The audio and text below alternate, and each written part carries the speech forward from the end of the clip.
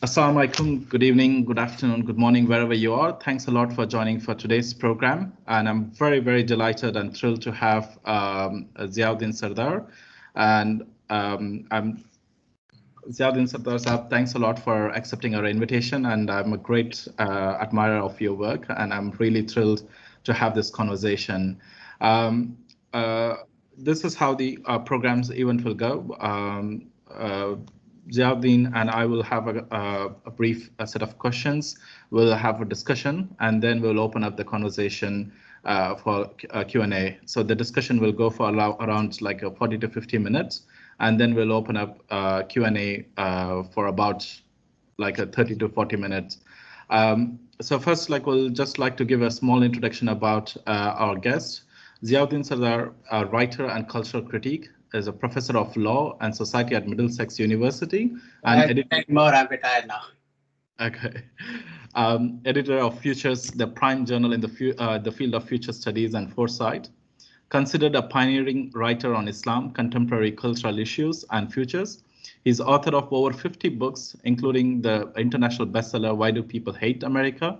Rescuing All Our Futures, and 2 volumes of highly acclaimed autobiography, Desperately Seeking Paradise, Journeys of a Skeptical Muslim, and Balti Britain, a provocative journey through Asian Britain. A collection of his writings is available in Islam, the Postmodernism and Other Futures, a Ziauddin Sardar Reader, and How Do You Know? Reading Ziauddin Sardar on Islam. Science and Cultural Relations as well. His latest books including Reading the Quran, A Future All That Matter, and Mecca, the Sacred City. Currently, he is the director of Center for Postnormal Policy and Future Studies, consulting editor of Futures, and editor of the influential Critical Muslim, a quarterly magazine of new thinking on Islam. He is the founder of the Postnormal Times theory. And many of these books are available at our library. You can go visit QNL website and you can check out these books. I will post the link of all the books that we have written by Ziauddin Sardar on various topics in our library. His edited books as well as his sole author books are available at the library. So you can go to the library, book the book in library and get a copy of it. And this will not be a lecture, although on the websites, like we mentioned it as a lecture, but it will be more of a discussion. So I want to start the conversation. I've been following your work for at least 10 years now, and your arguments are always very persuasive. I like to begin for our viewers, particularly could you explain what is postnormal times theory, its origin and key characteristics, and why is it important to know postnormal times theory to understand our present and future? Oh, that's a very, very big question, but I'll try and answer it in as precise way as I possibly can. We need to understand change, right? Because the world is changing.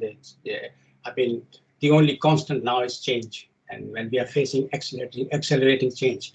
But the interesting thing is that it's not just change, it's that we are facing accelerating change, but the nature of change is itself changing. So if you want to explore the future, you cannot imagine that the present is static. The present itself is changing continuously. And so therefore, exploring the future requires you to pay attention to the changing nature of the present as well. How I came to postnormal times theory, first of all, a mentor and very close friend of mine, a philosopher of science, has been working on how the nature of science itself is changing. And he and his colleague, Jerry Ravitz and Sylvia Flontevich developed the theory of postnormal science, where they argue that issues in science are urgent. The issues are so urgent, situation is very complex. Often the facts are are uncertain, and we are not confident on them. Decisions have to be taken urgently. Given all this phenomena, the science itself is changing. And when I was editor of Futures, we were the first people to publish papers on postnormal science, and out 15 years. My 15 years papers on postnormal science were published and they were developed. When I decided to leave Futures after 15 years and pass it on to somebody else, the publishers asked me to write a kind of summary kind of paper. What have I learned from Futures, editing it for 15 years, which I started to write. But then I discovered there's something else going on. And a lot of papers were about complexity. They were pointing out how the world is becoming more and more complex. And quite a few of them were about chaos, how we find ourselves in chaotic situations, especially after the 2008 financial crisis. Lots of papers came out on the chaotic nature of the present. So the post-normal times theory developed by my examination of what we had published in Futures over the last 15 years, also what appeared in other futures journal like Foresight or General Future Studies, and so on and so forth. So the function of the post-normal times theory are twofold. One, to describe what is going on in the present, and I said essentially a description of the present, if you like, and two, to develop methods to navigate the complexity of the present. Right. So post-normal times theory is based on 3 C's, which are complexity, contradictions, and chaos. We find ourselves in a world which is highly interdependent, very complex, right? Almost every problem you face has many complex dimensions. The recent problem, the COVID-19 pandemic, shows us how complex it is. It is not just a health problem, it is also an economic problem, it is also a travel problem, it is also an unemployment problem, it is also even a mental health problem. So it's a very interconnected problem. You can't approach a problem like a pandemic or other complex problems just simply and assume that your standard solutions will work. A complex problem requires complex approaches. And there are lots of contradictions in the world. If you have a situation which is complex, interconnected world with lots of voices speaking and fighting, they're fighting their corner. You have feedback loop. Feedback loops leads to geometric proportion of change, and you have chaos. So contradictions, complexity, and chaos are what describe the post-normal times. And what drives these work? How have we arrived at these things? There are 4 things behind it, which we call 4 S's. First, speed. Things nowadays tend to happen at a great accelerating speed, faster and faster. Change happens faster and faster. But it's not just that change happens faster and faster, but change often has global scope.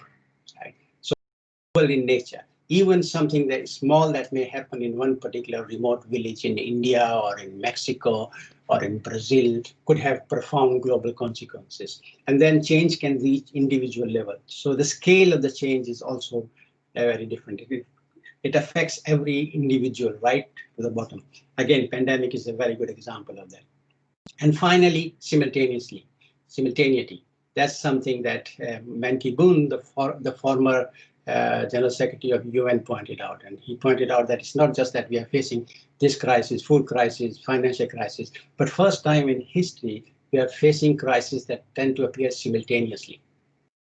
Again, pandemic is a very good example. How many crises it has generated. So 4 S's, speed, scope, scale, and simultaneity are the kind of post-normal change that drive post-normal times, which manifests itself in contradictions, complexity, and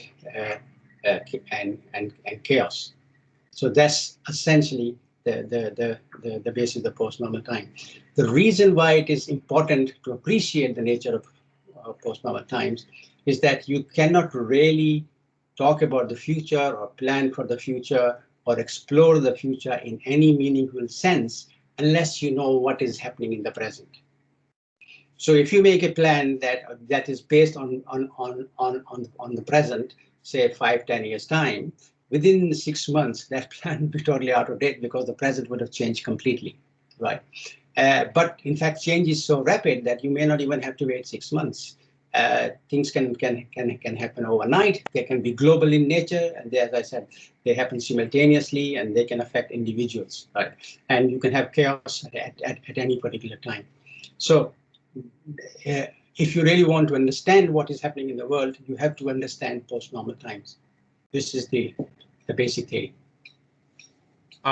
I just want to focus on 3 C's, particularly the chaos, contradictions, and complexity with respect to COVID. Could you Yes. explain a little bit more about like how COVID, would you consider first COVID as a post-normal situation, as an event? We have been talking about, I mean, if you read my paper, Postnormal Times Revisited, it points out that we are within the, I think it was published in 2012 or 13, and within 10 years, we're going to have a major pandemic of the kind. Now, if you look at the pandemic itself, it's very complex in nature, because it just doesn't have one dimension. It is, as I said, it is not just a health problem, right? It's a problem if you look at what has happened in terms of economies of the world, almost all the world's economy are in the negative growth area, right? The pandemic has stopped the world, boom, right? Even the clock keeps ticking, the world has stopped, right? The travel has stopped. Look at the number of small businesses that have collapsed just in England, right? Yesterday, they announced Arcadia, which is a big company in Britain, high street shops, they're collapsing. Then Debenham, which is a 300-year-old store, has collapsed today, right? And so it's an economic problem, it's a health problem, it's a mental health issue, it's a travel problem. People are not traveling anymore. It's a family problem, right?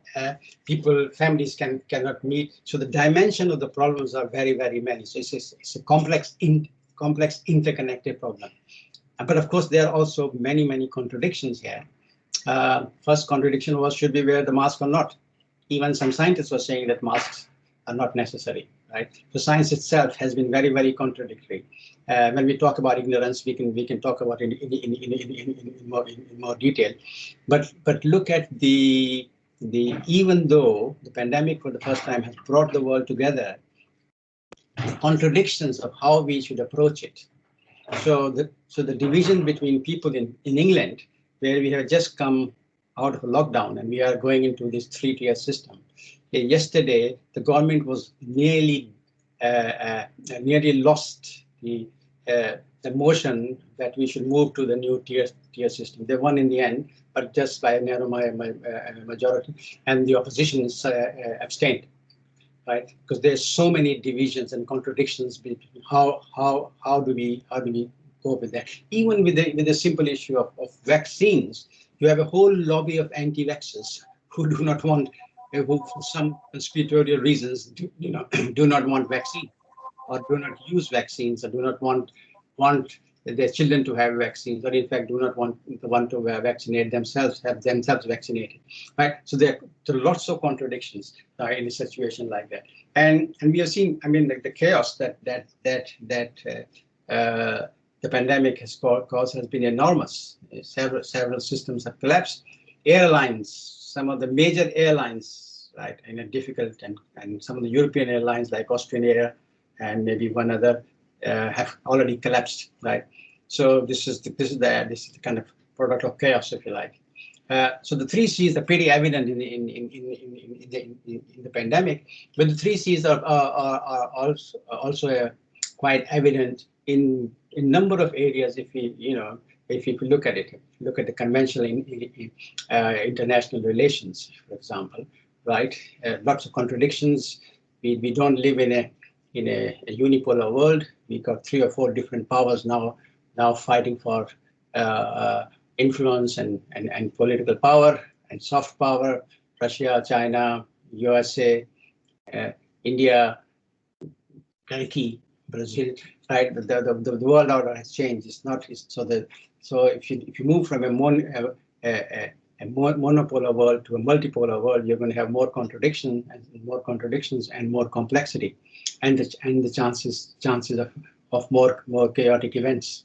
The financial system, the global financial system, is based on computers, right? It's not human beings who do buying and selling of stocks. Buying and selling of stocks obviously is done by computer programs. Computer programs react instantly, right? And the option of chaotic event is ever present in the global economic system.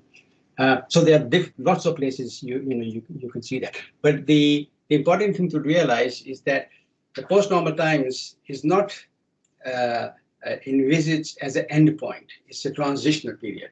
And the essential thing to realize is that the old paradigms are dying. The old paradigms, for example, that USA was the policeman of the world, and it was the only power, right? The old paradigm that neoliberalism would solve, all the problems. Now we know that inequality is deeply entrenched in the economics, the neoliberal economic systems. The old broad paradigms of knowledge, right? How do we know, and what do we know has changed drastically. Knowledge nowadays includes not just so-called objective knowledge in terms of what Popper was talking about, but a great deal of what we regard as false news, fake alternative facts, conspiracy theories, and all of that is used in big data, and big data doesn't differentiate, right? And big data then is used to produce knowledge, and lots and lots of knowledge is now being produced essentially using big data and artificial intelligence. And we all also know that artificial intelligence are deeply racist. There have been so many examples of AI that have come up that have actually, Microsoft developed, before they developed Teams, developed and they put it out. It's supposed to be a chatbot for young people. Within 24 hours, it became fascist, right? It started spewing misogynic and racist verbiage, and then eventually had to be taken down. So we know that artificial intelligence is racially biased, but it's also used to produce knowledge. So knowledge is not now what it used to be. It has a lot of toxic elements in it. So all the old paradigms are either dead or are on the way out. The question is, there's nothing new to take their place. We don't have a new economic system. We don't have a new understanding of what knowledge is all about.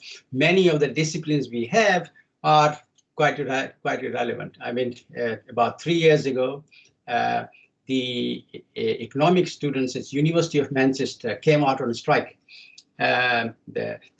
Initially, they were postgraduate students who said that we are not going to be taught this economic system because it does not serve the real world. It does not provide improve the environment or solve the ecological problems or the problems of inequality or distribution of wealth. And we are not going to study this subject, right? It's totally irrelevant. Then the undergraduates joined them. Then the staff came out, and then the university negotiate with them. And the negotiation was that the leaders of the students will publish a book. Why do they think that they should not be taught the economics syllabuses that are being taught? And the University of Manchester Press will publish the book. And so they did write a book. It's called Rethinking Economics. University of Manchester did publish it, but the book took off, and then it was published by Routledge, and then it came out in Penguin paperback. So now you can get it on Penguin paperback for £6 or £7, and it's called Rethinking Economics, and explains the point of view of the students.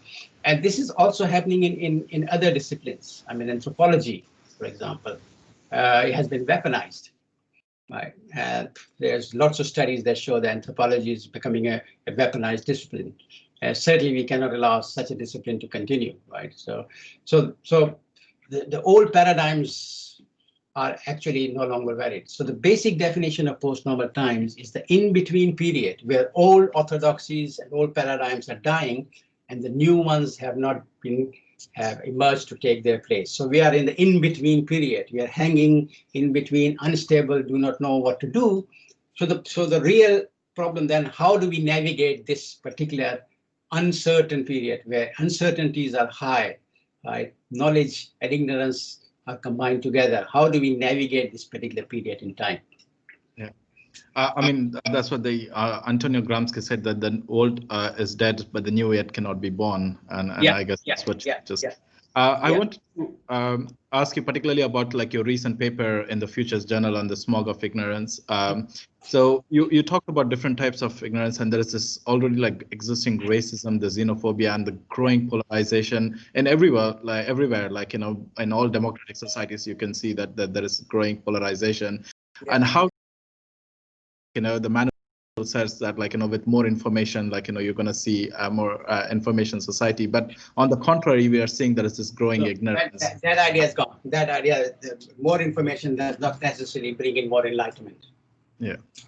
And what type of differences are there? Could you explain from your paper and what's happening? Yeah, I mean, the paper actually shows why and how knowledge is becoming complex, and therefore it's not the kind of knowledge that we have always regarded as knowledge in the past. In terms of ignorance, there are three varieties of ignorance that we have postulated in post-normal times theory. And one is plain ignorance. That's simply not knowing something, right? And straightforward prejudice. So if you do not know something, you can actually find out about it, whether by reading books or talking to some experts or looking up, appropriate websites, truthworthy, objective websites. If you're racially prejudiced, you should do something about your prejudice, right? If you Islamophobe, then that's something that needs to be tackled. That we call plain ignorance. Then there is vincible ignorance. Vincible because this ignorance can be fought. And this is the ignorance that has a built-in futures dimension. So when the COVID-19 virus was first discovered, we did not know anything about it. So we were ignorant about the virus. But we could learn about it. And in fact, we did learn about it as time went on.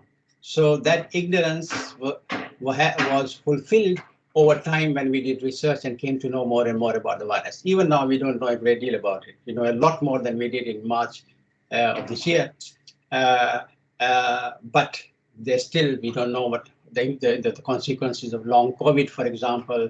There are lots of, we still are not sure about the origins of the virus. Although, we are moving towards certain kind of, consensus in scientific community. So this is the ignorance that we learn, because this is the ignorance with the built-in future dimension, right? So if you develop a new GM food, for example, you do not know what second order or third order consequences it will have unless it has gone through the food cycle. And the food cycle may take 20 years. So you will be ignorance during the 20 years food cycle, right? So this is vincible ignorance, but it can be, you can gain knowledge about it by future research, by continuously working on it. Vaccines are a good example. We know they've been tested and all that, but we still cannot be sure how really good they are till a whole range of population has been vaccinated, and we have studied the impacts and all that. So that's vincible ignorance. Then there is the invincible ignorance that you cannot win through, right? And that's the ignorance that is deeply based either on your worldview or on your dogmatic notions or on the paradigms within which you operate in. There's a very famous saying that we can envision the end of the world, but we cannot envision the end of capitalism.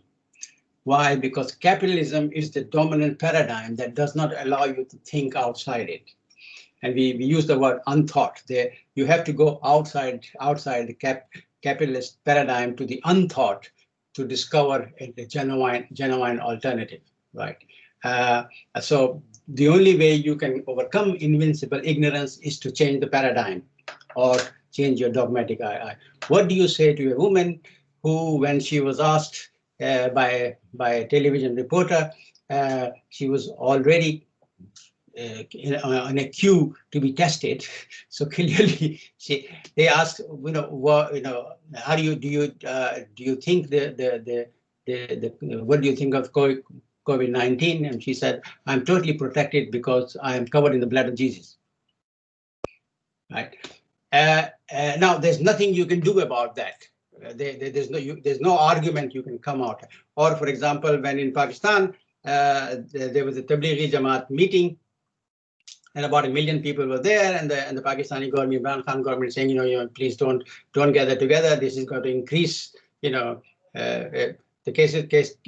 cases of the viruses. You infect a lot of people. These meetings are not good during a pandemic.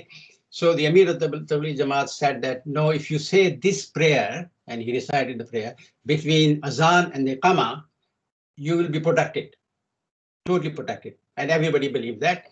And of course, they gathered, and many of them got COVID, and I suspect many of them died as well. So you can't really argue. There's no, this is invincible ignorance. They have to change their paradigm, their dogmatic outlook, in a sense. Both. I mean, I'm giving example from Christian side and giving it from Islamic side. And I'm giving example from the economics that you have to change the paradigm in a sense. So the basic assumptions, the basic axioms, the basic principles, and the basic paradigms have to change if you want to overcome invincible ignorance. And that's a big ask. That leads us to another idea of the unthought, which is another dimension of postnormal times theory. Just focusing on the paradigms, I mean, there's a lot of discussion after the 2007-8 economic crisis that the financial globalization, the end of neoliberalism, like United Nations and many other organizations like ILO talked about a new development, and now as well, like, we've just seen that like the World Economic Forum has the Great Reset. There is a normal discussion, but that 2007-8 economic crisis, the same kind of an optimism existed after this, the economic crash. But fortunately, immediately after the situation, you see that the same thing. The old system came back. So do you see that are we seeing the same situation after? The problem with old dominant paradigms is they don't die instantly. They take a very long time to die. They become zombies. Either you end up with a zombie paradigms which don't really function, but they continue in the fashion of the zombies, right? Or they take a very, very long time to die. And they have momentum. So the dominant paradigms have civilizational momentum. So capitalism, in the form that it exists at the moment, has the momentum of the Western civilization, right? So Western civilization could ensure that it continues in a way. But there are some very important factors. You see, neoliberal capitalism is simply based on 2 or 3 basic notions. One is that you got to have continuous growth, right? Now, it has been calculated that if we continue to a very low level of growth, like 1 or 2%, soon we will need the resources of several planets to sustain that growth. And that is not possible. In fact, that was told to us in 1972 by Limits to Growth, the famous Club of Rome study that was looking at the future, that you cannot carry on growing because simply there are no resources in a sense. But few other things have happened. So the geologists have declared that we have now entered a new geological age, the Anthropocene, where human activities can alter the geology and ecology of planet Earth. That has never happened in history. That's why the normal has gone. This is the post-normal situation. First time in history, we, the human beings, affect the geology and ecology of the planet, right? So no economic system that continues on the basis of destroying and geological system of the planet can be sustainable. You see, the Resilience Institute of Stockholm has developed 9 points of resilience that these are the limits that you cannot extend. One of them, of course, is climate change, but the others like pollutions in the rivers and in the sea, chemicals in the sea, salinity and temperature of the oceans, So there are a number of these things, and 4 we have already exceeded. So to get to somewhere sensible, we have to come back and come back to the limits, right?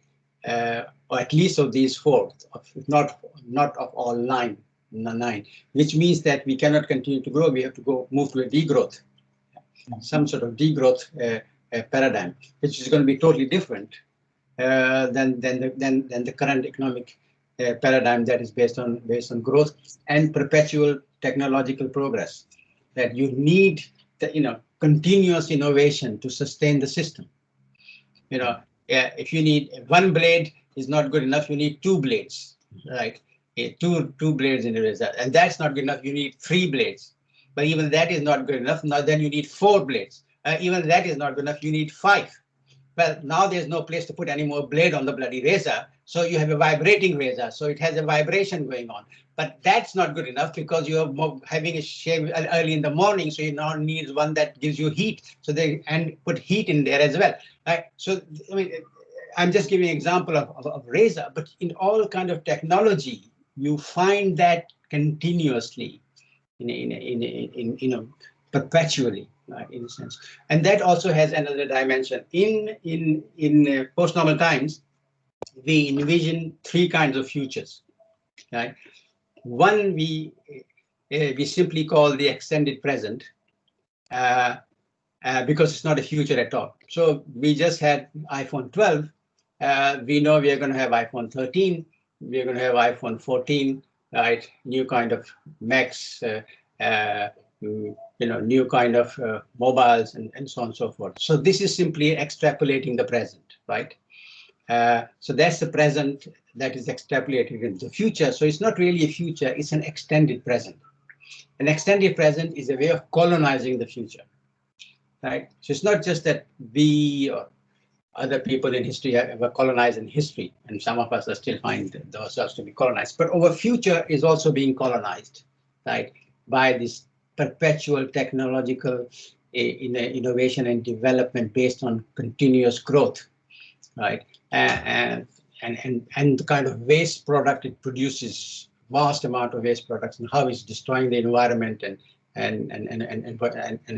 what have you. The other future we call the familiar future, which is where we envisage the future based on the ideas and images and metaphors we find ourselves in, or we find in science fiction or in cinema or something like that. If, for example, you look at, say, the clock tower in Mecca or the Cyberjaya, the new capital in capital city of Malaysia, these are product of familiar futures, of futures that have already been used by other people, right? In a sense, in one particular workshop in Turkey, I asked the participants, who are basically PhD students, virtually all of them were PhD students and some professors. I asked them to imagine a future 20 years from now and describe what they imagine. And 9 out of 10 described scenes from Blade Runner, The Fifth Element, and a number of science fiction films. Flying cars, Jetsons, which is a cartoon, flying cars, etc., etc. So that's familiar future. Then we have the third tomorrow, which we call the unthought, right? Unthought futures. That's where real original paradigm shift takes place. And it's unthought, not because it's unthinkable, but because we do not want to think about it, because we do not want to get out of the dominant paradigms in which we find ourselves. I want to ask, particularly the future. I'll just have this one last question on the problem, but the next one I'll see what are the possible outcomes we can see. Do you see that AI, climate change, and the growing political and social polarization as a perfect post-normal storm that we are seeing it in the coming days, like the pandemic? Absolutely, it's a perfect post-normal storm that could lead to chaotic behavior. What happens with chaos is that when you are edge of chaos, there are 2 possible outcomes. You collapse, or you create a new order. The system goes into new order, in a sense. So both are possible. But but certainly pandemic going on, climate change, and lots of other similar, post-normal events occurring simultaneously. We are heading towards a perfect storm. We are in fact already within a perfect storm. As some we can't see it, and then sometimes, for example, now suddenly Trump lost, Biden is in. Oh, the world is going to get back to normal. Not quite, right? Because even Trump may have gone, but the differences and the complexity he created has not gone, and the chaotic events he created. There are lots of people, by the way, who deliberately create chaotic events, who know that policymakers who know that chaos could be good for them, but foolishly they assume they can control chaos. Of course, they can't control. Post-normal times cannot be controlled or managed. It can only be navigated. Complexity cannot be controlled in a sense. So we sometimes we don't see that we are in a perfect storm, but we definitely are. So how do we? Okay, so we need to navigate. Like, what are the, from your unthoughts, like, the third tomorrow. So what are the things that we really need to change, like, the paradigm change, like from economic, social, political, or environmental changes that we need to happen to see that, like, we navigate, like, before collapsing it? Like, what are those things from your point of view? Again, like, that requires a whole community to come together. But from your own future studies perspective, where are we heading, and how do we, if you want to avoid collapse, what do we need to do? Well, I mean, if you want to avoid collapse, there are 3 or 4 things we have to do. First of all, we have to ditch the paradigms of modernity. It is modernity that has brought us neoliberalism, that has brought us kind of this continuous perpetual development. So we actually have to ditch essential paradigms of modernity. Modernity has brought us a lot of good things, advances in medicine, advances in technology, made life easier, etc., fridges and ovens and what have you. But it has a very bad downside as well, and we really do need to transcend modernity. That's the first thing. The second thing, we have to return to the limits, as I was talking about. We have to return to the limits of the planet itself. And third, then, I think from my point of view specifically, we need to really understand what knowledge is all about. Yeah, what knowledge? How do we deal with this complexity in the knowledge system, and how do we negotiate and understand over ignorances? It is very, very important now for us to focus on ignorance as much as we focus on knowledge. Okay, if you have any questions, please raise your hand. I will just ask the question. If you want to ask directly to the speaker, you can ask them, or if you don't ask, you can just put your questions on the chat box. I can ask it on behalf of you. So I just want to ask one particular question related to Muslim countries, but you have written quite extensively about, like, Islamic societies and everything. And in addition to all the common problems that the world is facing, Muslim societies are in deeper trouble when it comes to conflict and violence. And there's this sheer inequality, like if you look at within the OIC countries, between Muslim countries, say, for instance, Somalia and Qatar. And what Muslim societies must do in addition to dealing with the global problems like climate change, like, they're part of the global society, that they cannot just think differently for them. But if you see that, like, the Muslim societies have much greater role in their own community to sort out the problems, what are they? Yeah, I think we face tremendous problems. I mean, we've done a book for IIIT called what is it called? I think it's something like Muslim societies in post-normal times, trends, emerging issues, and scenarios, which lists out some of the problems that we foresee. So, if you look at climate change, one of the first victims of climate change will be Muslim societies. Right. So already rises in temperature is having more impact on Muslim countries than anywhere else. So last year, the recorded temperature in Karachi was 49 degrees. Right. And in a city whose name I forget, on the opposite side of the Persian Gulf, the temperature was 53, 54. This year, the highest temperature was in the Death Valley in America, 54.5 or something like that, right? So if you have temperature rises like that, that is going to be a very, very serious problem. Sea level rises. There's a very famous photograph of the Maldives cabinet having a cabinet meeting, but they're having a cabinet meeting under the ocean to emphasize the point that the Maldives themselves are drowning, right? And in fact, the Maldives will cease to exist within 10 to 15 years. And similarly, the coast of Bangladesh, all this kind of area with sea rising, phenomenal impact, you see. This will have another consequences. You can ask the question, if Maldives is underwater, what happens to the people who are who live in Maldives? Well, they will become environmental refugees.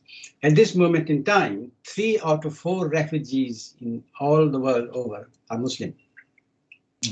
Within the 10 to 15 years, 4 out of 5 refugees in the world will be Muslim, and many of them will be environmental refugees because they simply cannot live where in the cities, either their cities do not exist. Jakarta is sinking, right?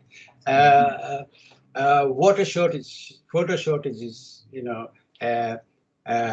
will affect major Muslim areas, Pakistan, Bangladesh, Turkey, even Istanbul. May be surprising for you to know, but even Istanbul may run out of water in 20 years' time. So what are we doing about that? Well, we are basically arguing whether Shias and Sunnis are, have the right theology. We are kind of saying whether women should be locked up in the house or not, or should they be allowed to, instead of addressing real questions. There is not a single university in the Muslim world that studies the refugee problems appropriately. There may be departments of migration that study migration flow, but given that 4 out of 5 refugees in the Muslim world in the next 10 to 15 years, in the world will be Muslim, we ought to be studying the problems. How do we accommodate refugees? How do we provide them with enough accommodation and sanitation and health facilities so they can have a reasonable, instead of existing as they do now, have a reasonable life? How do we incorporate them in other parts of the world, including Muslim world, right? But nobody's studying that, right? I mean, in a sense. So I think for us as Muslim, my main message for Muslims will be to not to be too obsessed with rituals, but move towards problem solving, especially with future consciousness, and towards ethics, right? I mean, the famous incident, I think I've written that in one of my books, the number of times I watched it. I worked on Makkah for 5 years and I spent a lot of time in Haram. And you often go into the Haram, you come out and another person will come out with you, right? He's just done his tawaf and been praying there, he'll come out, be people sitting outside, and many of them will be blacks. They are known as Takruni in Saudi Arabia, and he will be treating them in the most obnoxious and nasty manner, right? So that's ritual drained of ethics. That's just machine. That's an automata person, right? We need to get back to ethics. And most of our problems, the global problems, the problems of economics, problems of health, problems, all the problems we're talking about, the paradigms, at the end of the day, they boil down to ethical problems, moral and ethical problems. And we need to reorient ourselves towards a contemporary ethics, right? Which tells us what it means to be Muslim in the 21st century. Yeah. Okay. We have a question from Noor al-Huda. Do you want to ask a question directly? Yes, can you hear me? Mm-hmm. Yes, hear you. Go ahead. Okay, so thank you very much. This has been really enlightening. You've talked about envisioning futures in different ways. I'm just wondering, what, if anything, do pre-modern epistemologies and paradigms have to teach us? Could it be that pre-modern or traditional ways of life have significant roles to play moving forward? Not to advocate for traditionalism, but Yeah. rather real dialogue with pre-modern traditions. Absolutely, I agree with that totally. I think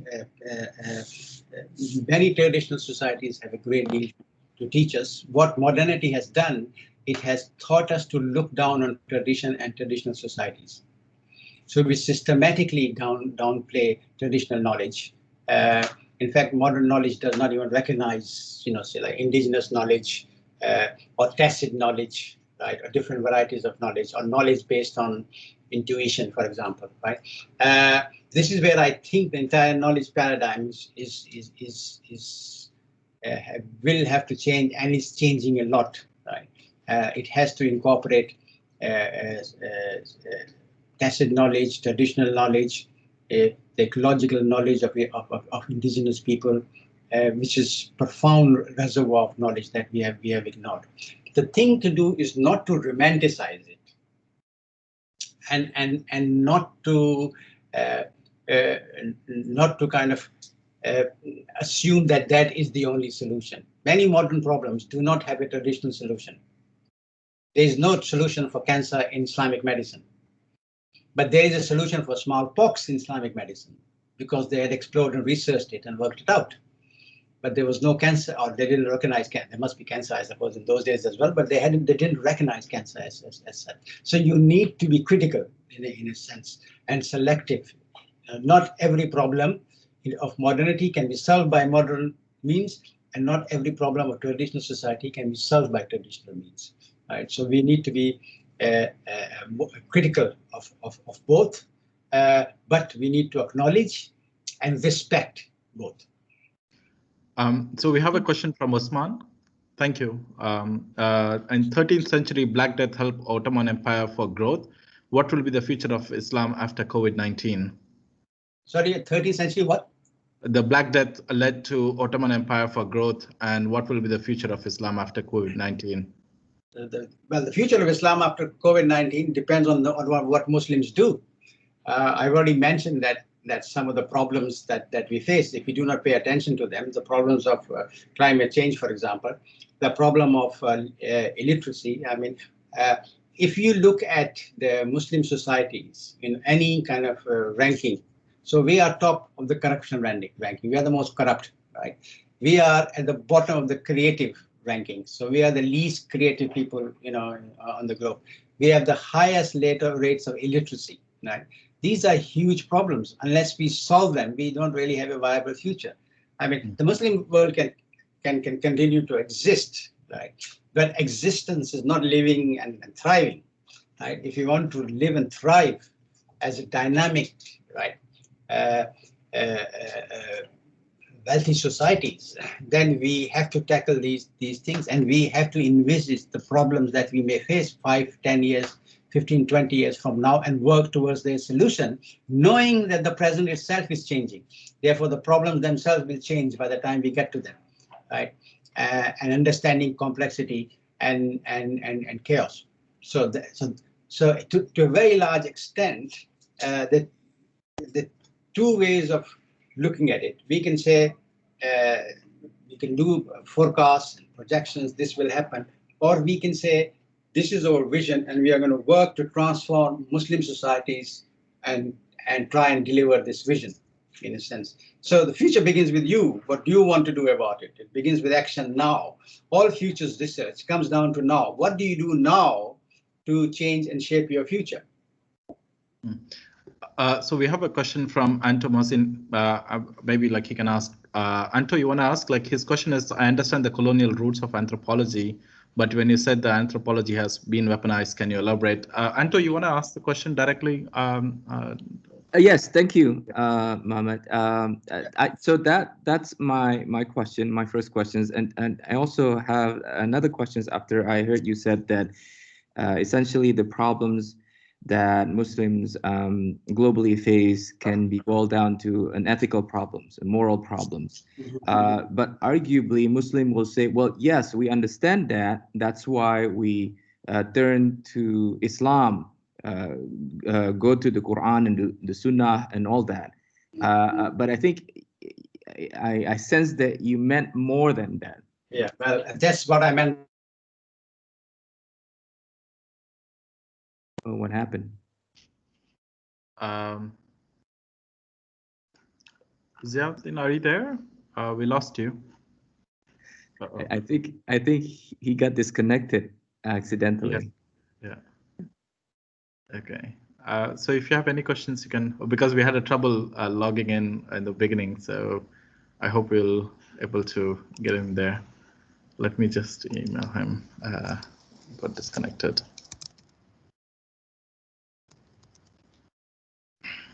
So this is the book I was talking about until like he joins, like the Postnormal Times. It's a very interesting book, the Postnormal Times reader.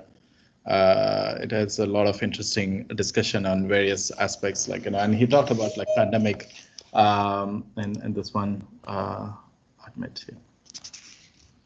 Right. Can you hear me now? Yeah, we lost you. I was really dismissed. It said you have been dismissed from this group. Oh, no, we didn't do that. Somebody pressed the wrong button somewhere.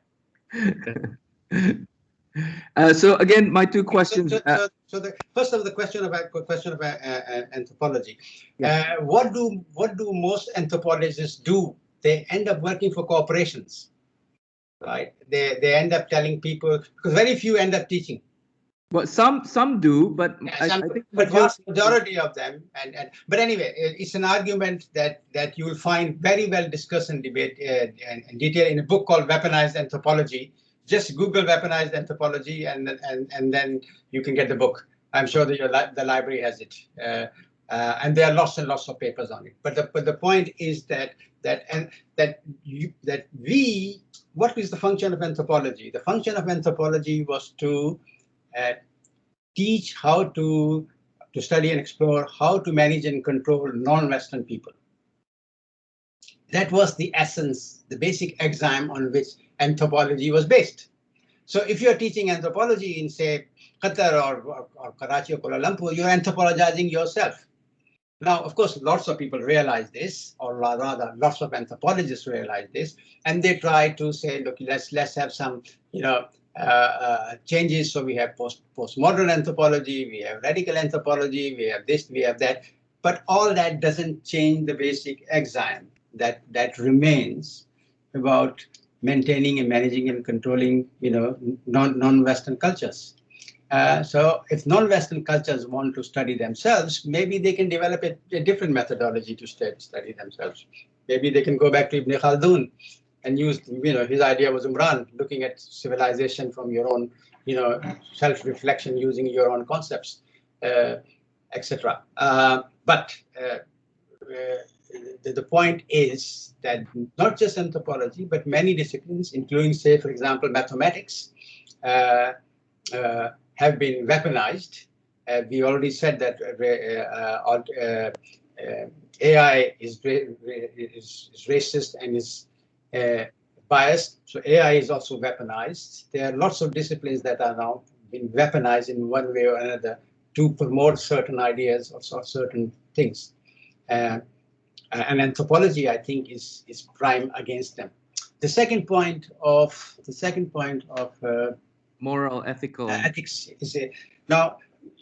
You see, just reading this, just going back to the Prophet and reading the Sunnah doesn't actually solve the problem of facing contemporary ethics.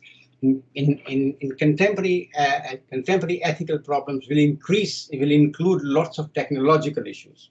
What do you do with bioengineering? Right. Right.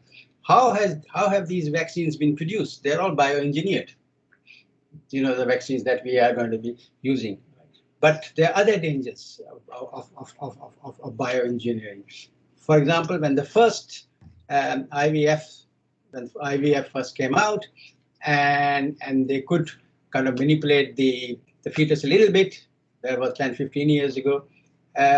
One of the first takers of the new technology were Indian women who wanted milky white, doodh ki tarah children. Right? So the first takers were middle class and rich Indian women who went to their doctors and said, now we can do a little bit of that. Can you make my child doodh ki tarah, milky white? Right? We know that pornography, for example, has been used to promote lots of technology. So VH versus Betamax. Betamax, better technology, lost out because phonographers used VHS. Now we all ended up, you probably don't even know what VHS is because it's all gone down, now we are all kind of streaming stuff. So so ethics plays a very important part in that. I had recently an encounter with somebody who was arguing that the prophetic medicine, that the medicine of the prophet was what was needed. Yeah. Now this is a pious argument and not really a knowledge-based argument. There was no real medicine at the time of the prophet, right? So if you read Ibn Khaldun tells you specifically that the tibbul, whatever it's called, I forgot the Arabic term, the medicine of the prophet was Bedouin medicine, based on the customs and experiences of Bedouin society. He specifically describes it as a Bedouin medicine and says that it was relevant for his time, but it's not relevant for Ibn Khaldun's time. So how can it possibly be relevant for our time? All right. So you have to look at the things a bit more critically and just move out of the piety trap and move towards genuine ethics. What does ethics actually mean, in contemporary times? How is that we are, as Muslims, are unable to relate to the other, whether the other is a woman in gender terms, or whether the other is, say, Christian in religious terms, or Hindus in religious terms, or whether it's the flora and fauna around us. This is a fundamental problem that we need to think about, right? And why have we failed for 1400? Where is the ethics and morality of 1400 years that hasn't taught us how to relate to the other? Right? Yes, thank you. Yeah. Yes. Why is it that the Quran says there is no compulsion in religion, and the Sharia says, kill the apostate? I mean, what a strange contradiction, blindingly obvious contradiction, right? There's something profoundly wrong, right? So ethical questions are much more deeper than simply going back, finding out what the classical scholars said, or just kind of following the Sunnah. Of course, we should follow the Sunnah, but I think we should follow the Sunnah in conceptual terms. For example, what did the Prophet do when at conquest of Mecca? He asked those who were there, all the Quraysh who were there, what should I do with you? And they said, you are a good brother, you will do good. And he said, and these are people who tortured his followers, who tried to kill him a number of times, who waged war against him. And he said, this day you are all forgiven. Yet we are amongst the most vengeful societies in the world at this moment in time. If there is somebody kills a Shia today in Karachi, they will be killing the Sunni. The Shia will be killing the Sunnis tomorrow in Karachi, or vice versa. I'm not just making anybody. I'm just giving an example, right? We have no notion of forgiveness. Absolutely no notion of forgiveness. We assume that God. We all the times fear God. Well, how about love God? That's a totally different thing, right? So where does this ethics of fear comes in, and that has absolutely kind of taken over us. Bismillahir Rahmanir Rahim. Where is the mercy?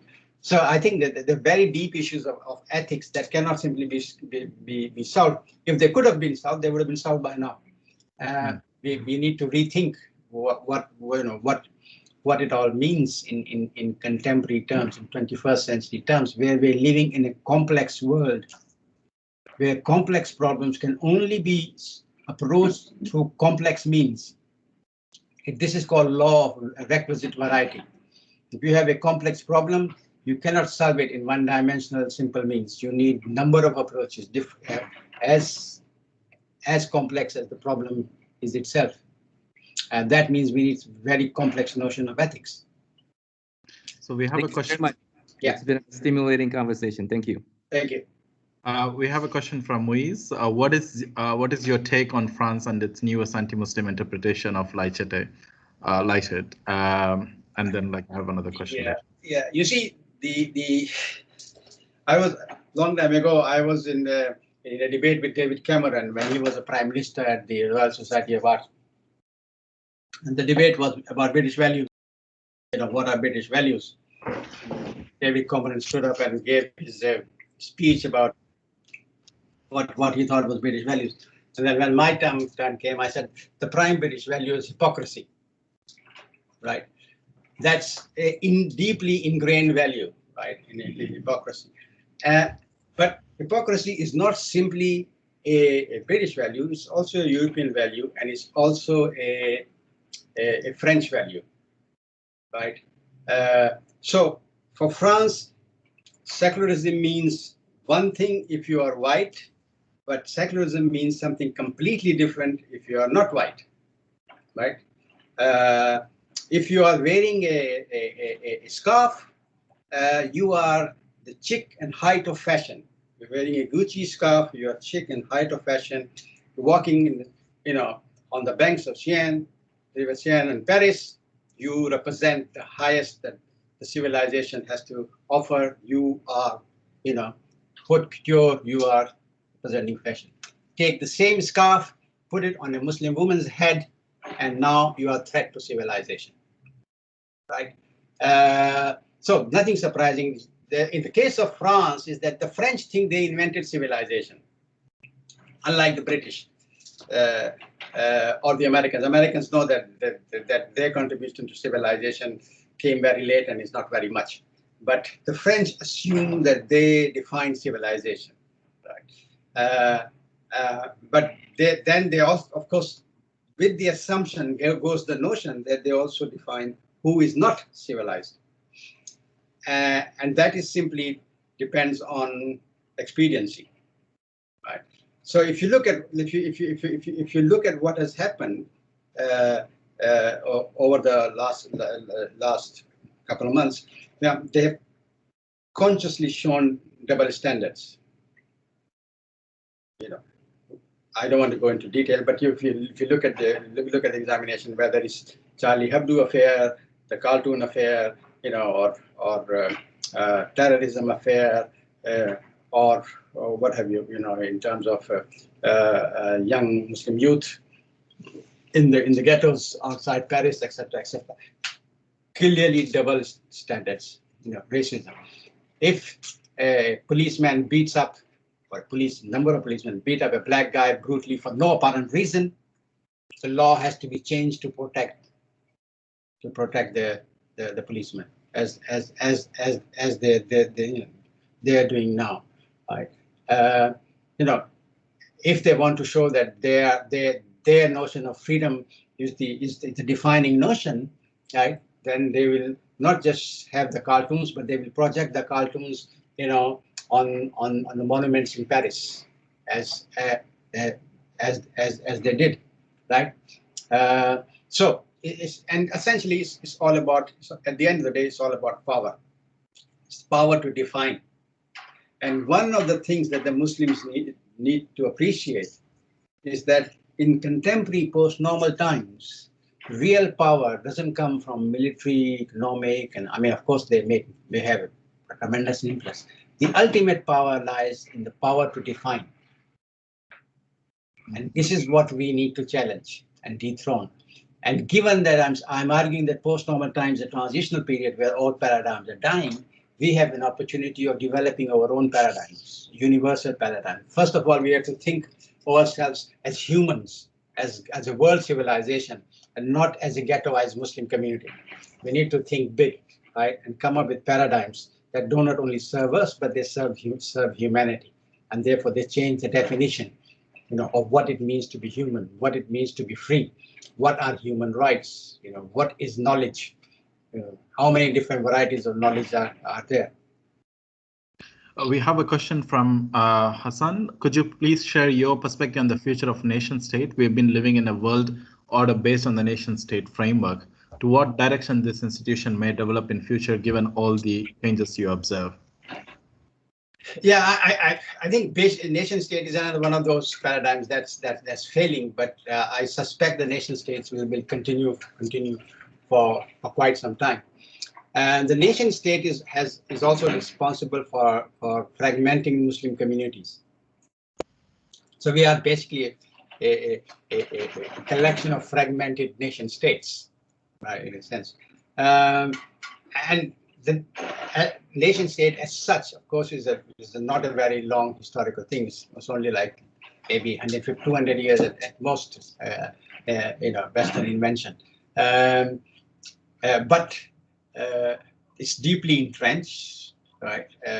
Lots of emotions are kind of attached to the idea of what is not a nation. But we all know that the nation is an imaginary construct, So once we change the definitions and move into the imagination of the unthought, the nation state will also collapse. But whether it will last 20 or 30 years, I think is anybody's guess. But we know we can say certain things for sure. One is that power is now shifting, as I argued earlier on, from the West to what we may broadly call the non-West.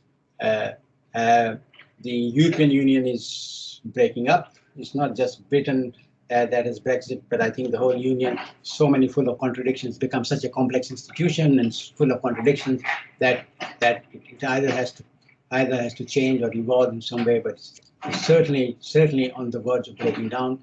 The conventional relationships between developing countries and the industrialized countries has totally changed. So, for example, the African countries now have much more power than they had only 10 years ago or 15 years ago. Right? They do not automatically do what the West tells them. They do not automatically do what the Americans tell them or what the British tell them. Right? They can go to Chinese, they can go to Russians, they can go to Turkey, as many of, as we can see examples of, right? And they're becoming much more vocal, in terms of their own independence, demanding more fairer share of trade. And this also means that in the global institutions, like the IMF and the World Bank and others, that have kind of put the world in a straitjacket, in a Western straitjacket. That straitjacket is coming off, right? Because either these institutions will have to change radically, or they would not survive. So the world is changing. How it will impact on the nation state, I cannot tell you, but I would say that the power of the nation state will go down, because in the post-normal time, it's networks that are more important than anything. Real power belongs to networks. So if we have networks of nation states, regional organizations, they will have more power, collective power, than individual states. So individual states may become less important, and global, regional organization of states may become more powerful. Great. So we have a question from John where he asks, what should people of conscience in countries like the US to do support Muslim both within the borders and worldwide? What is the people of conscience in the Muslim and sorry? In countries like the US, to support. I think one of the first things we as Muslims need to do is to not to look at others in monolithic terms.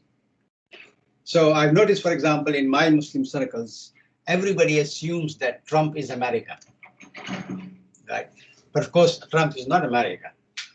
America is a very diverse, heterogeneous society. It's not a monolithic, entity in a sense.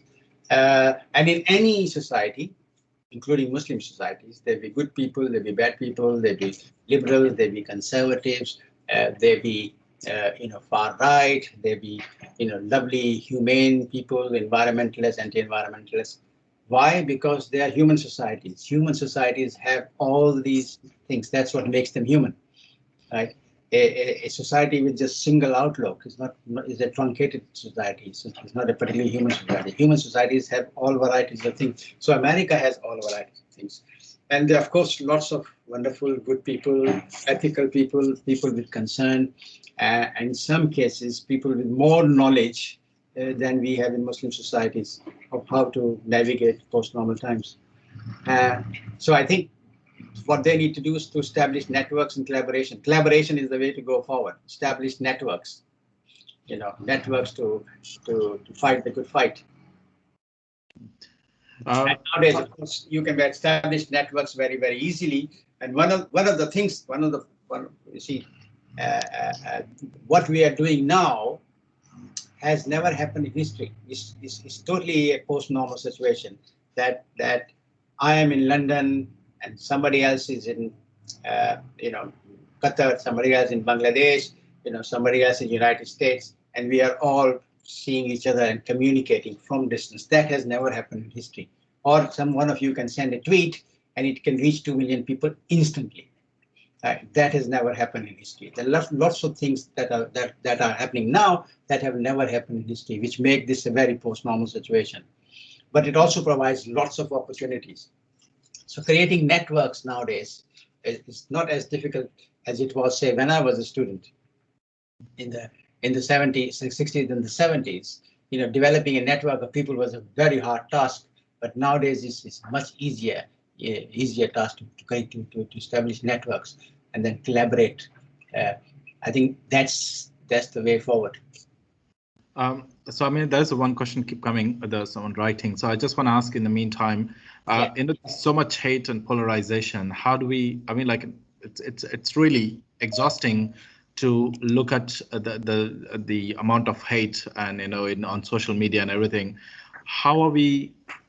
How do we navigate it? Like how can we overcome? Like how can we build more compassionate societies? Like it's my own personal question because that's what I keep looking at. Yeah. This is a $64 million questions that we all have to focus on. I suspect that we begin by being compassionate ourselves. And forgiving. Of course, in my opinion, there's certain things that cannot be forgiven, but in general, we ought to be more forgiving than we are, right? And show compassion ourselves and really appreciate difference, and not to dismiss somebody else's ideas or opinion, too easily, right? Engage with them as much as possible, which I have to appreciate nowadays is very, very difficult. I mean, what do you do? I mean, recently, one of my friends, who is a highly educated person, teaches at a university, spouting QAnon conspiracies. What do you do with a person like that? You show him compassion. I mean, I've known him for a long time. Since I started spotting these, I haven't spoken to him because I don't know how to deal with it. I mean, it's just for somebody like that to buy into, nonsensical rubbish like that is astounding. And one of the main problems with the Muslim community throughout the world, but here in, say, Britain specifically, is that we buy into conspiracy theories very, very easily, right? So a friend of mine, Hassan Masood, who works for Nature, he's a leader writer for Nature, which, as you know, is a prime journal of scientific research. He's doing some recent work on his own, and he's coming back and saying it's astonishing. People in Bradford, Rochdale, Manchester, Muslim communities just knee-deep in nasty conspiracies theories, whether they're about vaccines or about Jews controlling the world, or all this rubbish, just absolutely astonishing. So what do you do with people like that? I don't know. What I would say that where possible, we engage with different opinions. That for me is a way of learning, by the way. Only by engaging with somebody with a different opinion do you learn something new. Yeah. Okay, so we have a last question here. What is the future of Turkey, a neo-Ottoman Empire or escalating domestic crisis? What is the future of Turkey? Interesting question. Okay, all right. First of all, on the Ottoman Empire, I know that modern Turkey is very big on the Ottoman Empire. Now, I don't know whether any of you watched Ertugrul, the Ertugrul resurrection. our household was mad about it. So for about year and a half, we sat there and watched the whole 7 series day in and day out. It's the first time that television actually brought us together, even though we were watching it on Netflix, but we all came together and sat, all the kids and things and watched it. And in Pakistan, it's very, very big. They even made statues of various characters from there, etc., etc. Now, the 2 or 3 things have to be said about it. First of all, Al-Dhukar Rejection is absolutely great and a phenomenal program. And I think it has been watched by over 3 billion people. That's half the population of the planet. The last statistics I saw, which is incredible. But it is drama and not history. It is based on certain notions of history and it follows certain contours of history, but it's not history, it's drama. And think about the Ottomans, they were a human community in history, and they did good and bad things, right? So if you simply have nostalgia for the Ottoman Empire, then you're going to romanticize them, and you're going to make their bad deeds into good deeds, which is the danger, right? What I would like to see in Turkey is the Ottoman Empire seen, or the aspects, or the good, healthy aspects of the Ottoman Empire being made into living history, which is something very, very, very, very, very different. And in some ways, when I see, for example, a lot of Ottoman art coming back, that's what I mean by living history. So, for example, I met a couple of people in outside Istanbul. I went to some meeting or something to see some people, and there was a little shop, and he was making doors in the Ottoman style. And I thought, that's wonderful. That's living history, right? But if everybody in Turkey wants to be a pasha, no, not a very good idea. Unfortunately, most Turks do think themselves as pasha, and I think it's a big problem. And the pashas were not all good, right? And even Erdogan shows that pashas were not to be kind of accepted in totality.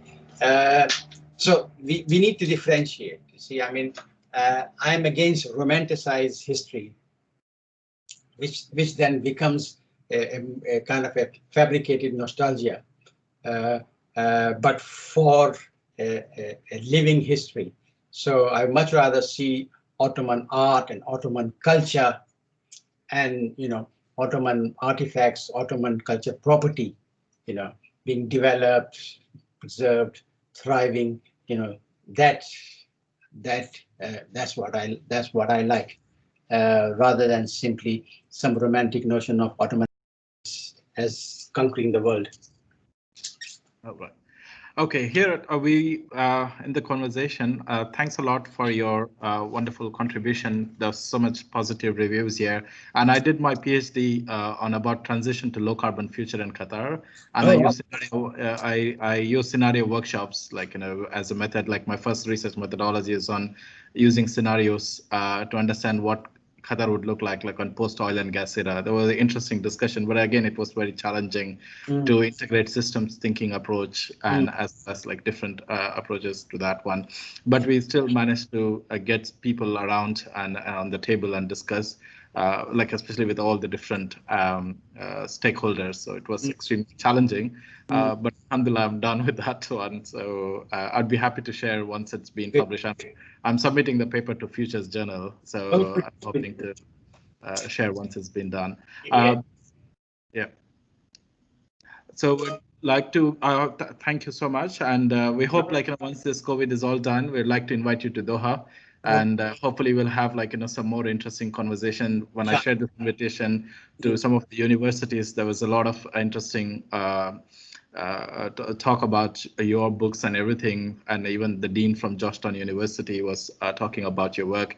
And unfortunately, he's on another meeting, so he couldn't join. But we hopefully will have more time in future to invite you to Doha, and we'll have more productive discussion. And we thank you for your time. Thanks a lot. Have a good day. Thank you. And Assalamu alaikum to everybody. Thank you everyone for joining it. We will share the link. If you want the program, you can send me an email. I will send you the link of the program. Thank you. Thank you. Thank you, Sam.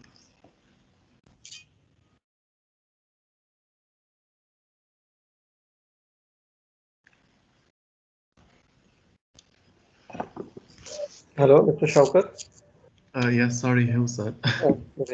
One of my friend in India, Ausaf Hussain, he is not getting connected. What happened? You didn't send the link. Who? One of my friend, Mr. Ausaf Hussain. Okay. I mean, those who have registered, I have sent them the link actually. But he cannot open. I don't know. I don't know. I mean, like because like even Ziauddin Sardar had a problem like initially opening it up. Again, like it has not something that I have to do. Like I accepted everyone like who attended the meeting. So I'm so sorry. Like if your friend wants to hear the conversation, would be happy to send the link. If you can ask him to send me an email, I can send the link. Yeah. Okay. Thank you. I apologize. Thank you. Assalamu alaikum.